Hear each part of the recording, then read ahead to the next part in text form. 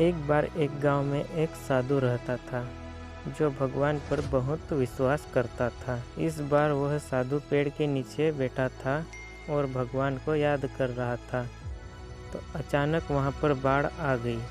चारों तरफ पानी ही पानी हो गया। सब लोग अपनी जान बचाने के लिए ऊपर पहाड़ की तरफ भागने लगे। उनमें से एक आदमी देख रहा था कि इस हालत में भी साधु जी भगवान की तपस्या कर रहे हैं। वह यह सोच रहे थे कि साधु जी अपनी जान बचाने के लिए कहीं जा क्यों नहीं रहे हैं। तो उसने साधु जी से बोला, अरे आप कहीं जा क्यों नहीं रहे हो? आप भी मेरे साथ ऊपर पहाड़ की तरफ चलो, नहीं तो डूब जाओगे। साधु बोले, अरे हमें क्या होगा, मैं भगवान की इतनी तपस्या करता हूँ, मुझे कुछ नहीं हो सकता, मुझे भगवान अपने आप बचाएंगे। धीरे धीरे पानी साधु के कमर तक आ गया। अब लोग वहाँ से नाव लेकर निकलने लगे।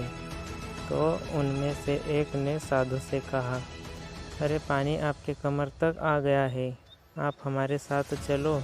तो साधु ने कहा कि नहीं नहीं, भगवान मुझे अपने आप बचाएंगे। और वह नाव वाला भी वहाँ से निकल गया।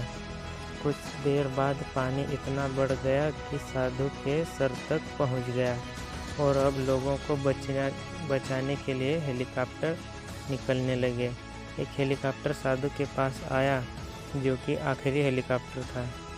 साधु के पास नीचे रस्सी फेंकी और बोला, इसे पकड़ो और ऊपर आ जाओ, नहीं तो आप डूब जाओगे। यह आखिरी हेलीकॉप्टर है और आपके पास में दूसरा कोई रास्ता भी नहीं बचा है। साधु ने कहा, यह रस्सी वापस ऊपर खींच लो और आप चले जाओ। मुझे भगवान के ऊपर भरोसा है, वह मुझे बचा लेंगे। पानी काफ़ी ऊपर आ गया, पेड़ डूब गया और साधु की भी डूबने से मौत हो गई। मरने के बाद साधु भगवान के पास गया और बोला कि हे भगवान, मैंने पूरी ज़िंदगी आपकी तपस्या की है, मेरा सारा जीवन आपकी आराधना करने में लगा दिया, फिर भी इतने भरोसे के साथ इंतज़ार किया कि तुम मुझे बचाने आओगे। वहाँ मेरी डूबकर मौत हो गई और तुम नहीं आए, ऐसा क्यों? भगवान बोले, मूर्ख इंसान, एक नहीं 3 बार आया था। वो तो तीनों बार में ही था, पहला पैदल, दूसरा नाव के द्वारा और तीसरी बार हेलीकॉप्टर के द्वारा, लेकिन तुमने मेरा एक भी अवसर पहचान नहीं पाया। पता नहीं किसका इंतज़ार कर रहा था।